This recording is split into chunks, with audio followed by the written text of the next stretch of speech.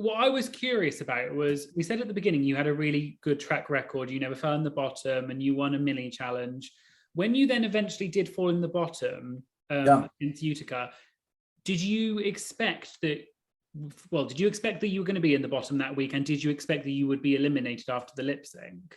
I absolutely did not think I was going to be at the bottom. My commercial had costume changes. My commercial used the pit crew having lines.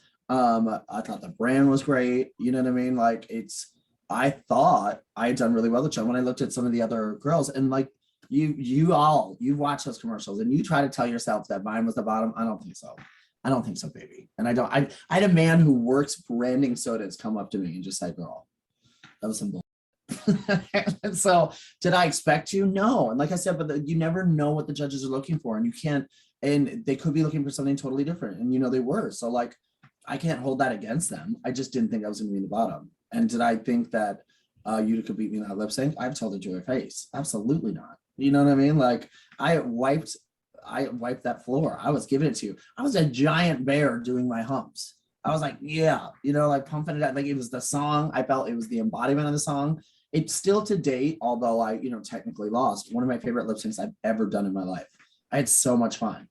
I was sliding down the floor. It was great. I was just like, what you know what I mean? Like sliding into home plate. It wasn't even a move. I was just like, ew.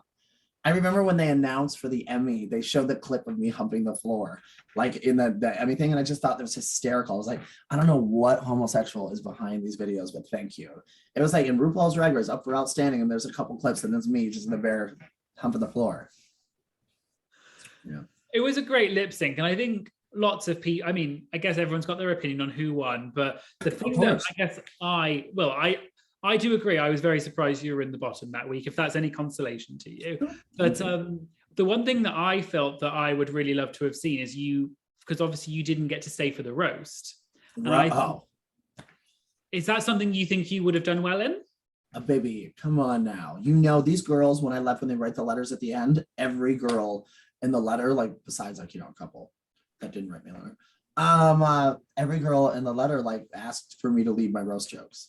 I was ready, honey. And they all asked for it. And I said, you can, no, you can suck my, it's in my, no, baby. Not a chance in hell. I'll die with these. And then like, that's why I released, a video of it after the roast and stuff like that I put on YouTube. It's not me. I'm Tina Burner. How y'all doing tonight? Look, if you're having a good time tonight, always remember, just like gonorrhea, the clap is free. And like, just because I was having it's fun, I was ready to go. I was so excited to see Nina as well, because this comparison that we're the same person is just the most blows my mind thing to this day. Still, I was walking down the street and somebody's like, Nina, and I was just like, girl, what? I don't get it. We look nothing alike. I guess because we're both like 6'3" men who wear dresses, and cool, great, and we do comedy. But yeah, I was really excited about the roast. I was very because baby, yeah, you weren't getting me out. Yeah, I think definitely we were robbed of you in the roast, because I think you would have killed it. I would have loved that. Yeah. What challenge were you most excited for, and which one was the most surprising that you felt like you were going to do well but you didn't, or vice versa? I mean, that's easy. Rusical. I mean, hands down. I mean, easy. I was like, I got this. I can do this standing on my head. Dress up like Liza Minnelli, basically, too. And like, I had to play the MC. I was like, oh, this is my life. And like, yeah, I was shocked, actually. And everybody else was, too.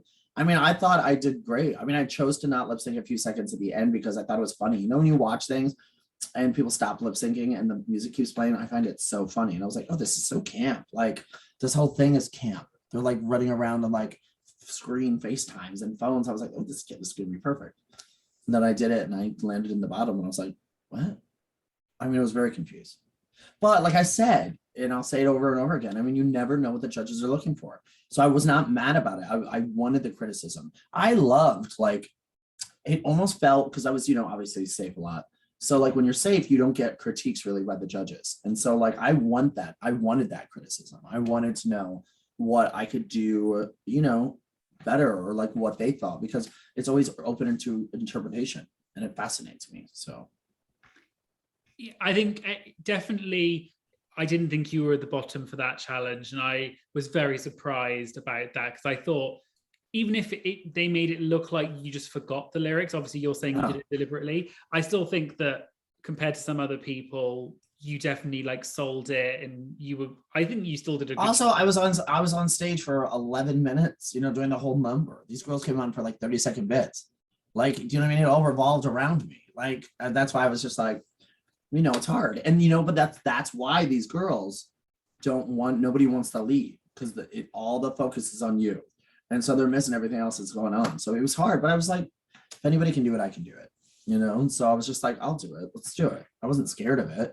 I was just like, I remember like it happened so fast, and it was just, I thought I was there supporting the girls and being there for them. And that's my problem.